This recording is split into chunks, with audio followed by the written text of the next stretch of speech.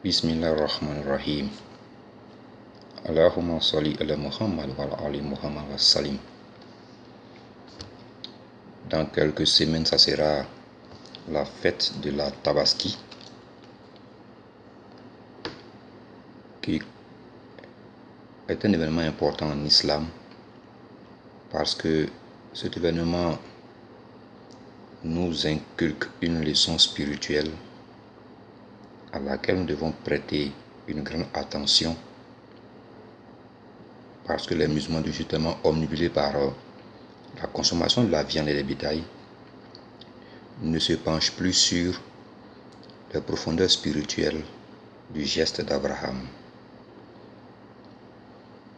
Quand tu commémores l'acte de quelqu'un, le geste spirituel d'un maître, l'idéal serait d'abord de comprendre le sens profond de son geste pour pouvoir en appréhender les profondeurs spirituelles qui sont dans ce geste.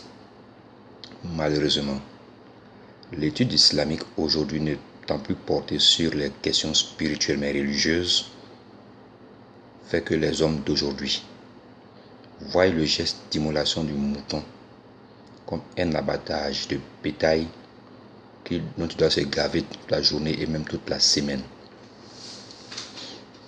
Aujourd'hui, dans le monde musulman, les questions spirituelles ne sont plus débattues, ne sont plus étudiées, mais plutôt les questions religieuses. La différence entre les questions religieuses et les questions spirituelles, ou la différence entre l'étude religieuse et l'étude spirituelle, est dans la capacité de l'homme à d'abord tisser son lien, à établir sa liaison avec Allah, et ça la religion, et après de savoir avec ses aptitudes comment cheminer sur le chemin que Allah lui montre à chaque fois qu'il avance dans sa quête pour retrouver la source. Je prends un exemple tout simple. Vous vivez à Abidjan, vous devez aller à Yamoussoukro. La liaison entre Abidjan et Yamoussoukro, c'est ça qui est la religion. Quand vous prenez votre voiture, arrivez à Gesco par exemple, vous dites qu'il y a eu un grand carambolage et que par conséquent, si la route est coupée, on ne peut pas passer pendant des heures. La réflexion, l'action, l'agir que vous allez mettre dans cet événement de voyage, c'est ça qui détermine votre spiritualité. Car vous avez la chance d'avoir d'autres chemins à prendre pour atteindre l'objectif qui est Yamoussoukro. Par conséquent, le musulman ne doit jamais se sentir bloqué dans son chemin spirituel parce que s'il est bloqué, ça veut donc dire qu'il n'a pas compris la profondeur de la spiritualité. C'est pour ça que être spirituel est très âpre. Ça demande beaucoup d'exercices spirituels, vrai, mais beaucoup de méditation pour justement découvrir les sommes merveilleuses de chemins qui mènent vers Allah.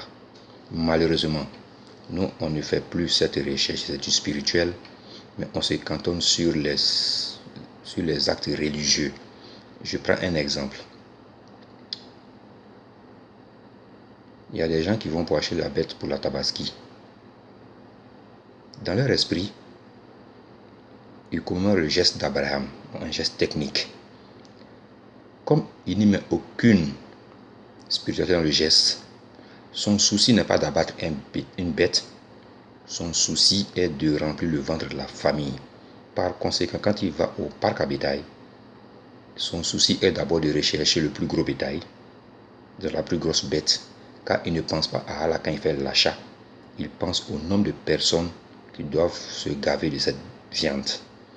Par conséquent, son choix n'est plus le choix du cœur spirituel, mais c'est le choix de la relation qu'il a avec les personnes avec qui il va partager justement la bête. Et vous verrez même que aujourd'hui, même égorger la bête est devenu aussi technique, même plus religieux pratiquement. Car j'ai souvenance de beaucoup de personnes, dès qu'ils passent le couteau sur la gorge du mouton, ils sautent en arrière pour ne pas que le sang tache leur basin ou leur boubou. Parfois même, ils vous donnent une claque aux enfants qui n'arrivent pas à bien refermer le cou pour que le sang ne gicle pas. Parce que pour lui, le geste qu'il fait ne doit même pas salir son habit.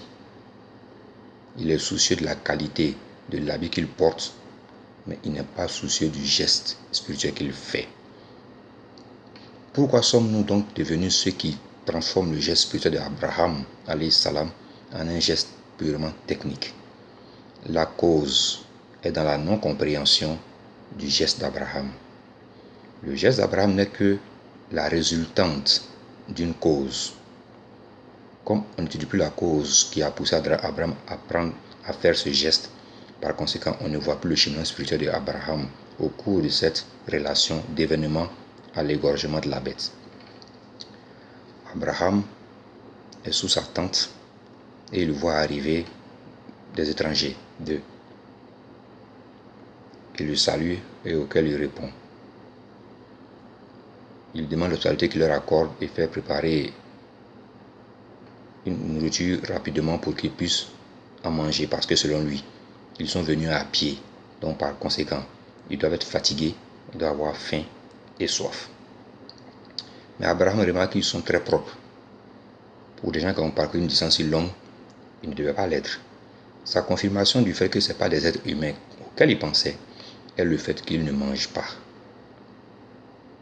Abraham donc leur pose la question et ils répondent qu'ils sont des envoyés du Seigneur pour aller à Sodome et Gomorrha pour corriger l'endroit parce que ce qui s'y fait n'est pas normal.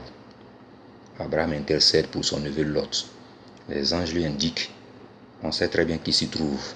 C'est pour dire à Abraham, ton neveu Lot n'a jamais dévié de la voie que tu lui as montrée. Lot était à Sodome et Gomorrha, entre les deux villes, où se faisaient les relations sexuelles de personnes de même genre sexuel. C'était une abomination complète puisque Lot n'a pas eu besoin de prophétie de Allah pour comprendre que ce n'est pas possible que des hommes couchent avec des hommes. Car si c'était naturel ou normal, ils auraient continué la procréation de la race humaine. Il note bien que depuis qu'il est à Sodome ou Gomorrha, les hommes qui sont avec les hommes ne font pas d'enfants. Ce sont seuls ceux qui vont vers les femmes qui font des enfants. Donc ils continuent la race humaine. Il n'a pas besoin d'être prophète pour comprendre que donc ce que les hommes font entre eux est abominable. Il ne s'y associe pas.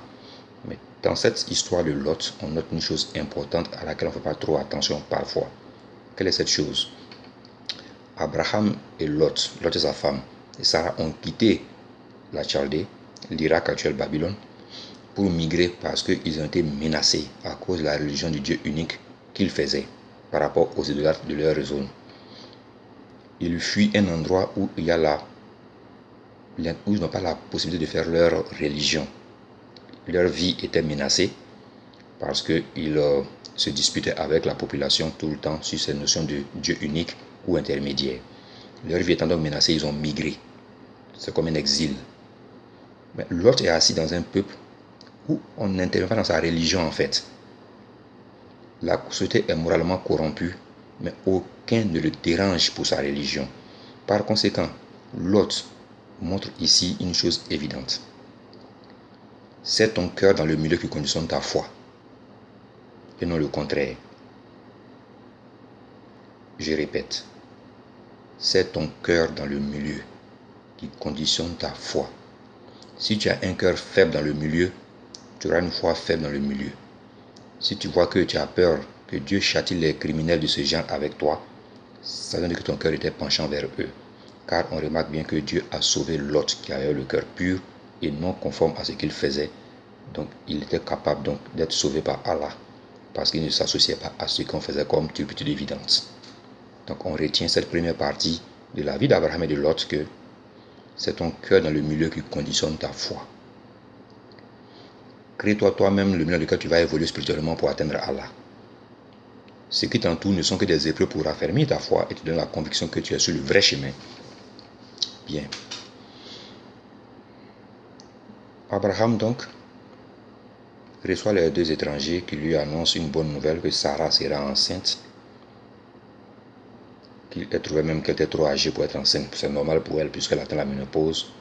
Mais il y a une chose importante dans cette affaire. Les anges viennent et annoncent à Abraham: ta femme Sarah va accoucher l'année prochaine d'un enfant. Ça vient des anges, il les voit, il croit au message, il ne discute pas. Maintenant prenons le cas de son rêve qui a conduit justement à l'acte d'immolation de la bête que nous faisons chaque année. Abraham, dans un songe, entend la voix de Dieu lui dire d'égorger son fils. Abraham n'a pas contesté l'ordre de Allah. Il n'est pas allé chercher un cramotier le matin pour demander si c'était un rêve qui vient du diable ou de Dieu. Il s'est levé et a exécuté.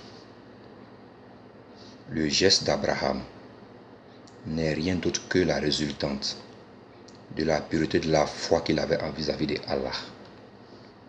Le geste d'Abraham ne prend sa grandeur que lorsque ton cœur est un avec Allah. C'était la dernière épreuve d'Abraham. On voit bien que Abraham a eu la dernière épreuve. Après beaucoup subi avant, qui ont raffermi sa foi en Allah, il a eu la dernière épreuve terrible, celle d'immoler son fils.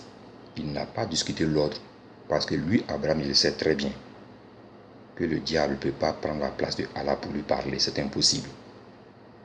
Parce qu'il n'a jamais été ami au diable. Si Odino se lève, si Odino fait le même songe, voilà, moi-même y compris, à 4 h du matin, je vais me réveiller pour aller taper chez l'imam. Pour qu'il me dise si le rêve que j'ai fait vient du diable ou de Dieu. Parce qu'en fait, dans mon cœur, j'ai l'amour pour les deux.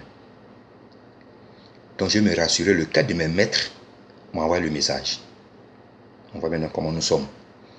Quand on est déjà dans cette situation non spirituelle, on remarque donc la conséquence sur nos gestes d'immolation de la bête.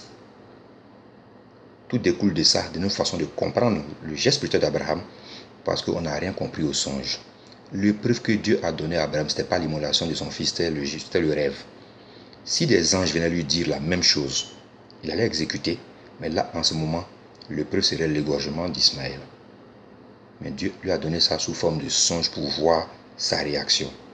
Va-t-il aller d'abord se poser des questions ou attendre que je répète le rêve avant d'être sûr, ou va-t-il le faire sur le champ?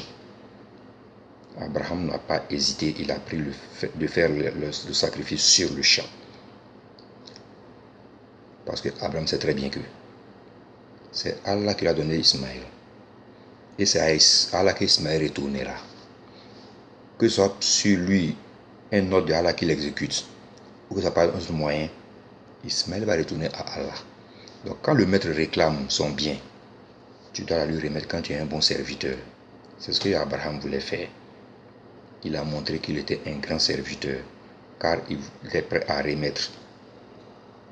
Il était prêt à remettre à Allah sa propriété privée qui est l'âme d'Ismaël.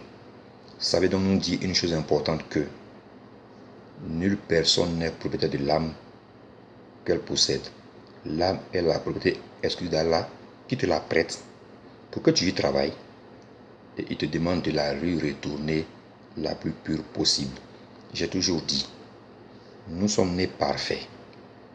Quand les gens disent que nul n'est parfait, c'est un faux fuyant pour masquer leurs crimes. Sinon l'être humain est né parfait. Ce sont nos actions dans le temps et dans l'espace qui nous rendent imparfaits. Mais grâce à Allah, il y a une gomme qui permet d'effacer sur la page de l'âme tout ce que tu fais de mauvais. Cette gomme, c'est le Coran. Malheureusement, aujourd'hui, le Coran est lu et non étudié. Je vais prendre un exemple pour conclure sur ça en disant que Dieu nous exhorte à ne jamais détourner l'enfant des orphelins, ne pas monter de coups pour s'accaparer leur héritage. De nos jours, on se connaît. Tu peux te mentir à toi-même, mais ne me mens pas à moi en disant que je fais ça. On est tous très bien conscients que sur 100 musulmans, peut-être que 1 ou 2 vont respecter la parole divine de ne jamais traficoter l'héritage des enfants pour leur arracher. Sinon, nous tous y compris, on sait très bien qu'on le fera. Par conséquent, on a assis sur un arbre en train de lire le Coran. Et quand on arrive à cette partie, soit on sermonne les gens de ne pas le faire alors que nous on l'a déjà fait. Je l'ai déjà dit une fois, le Coran n'est applicable que sur le cœur de ceux qui craignent Allah. Ma salam.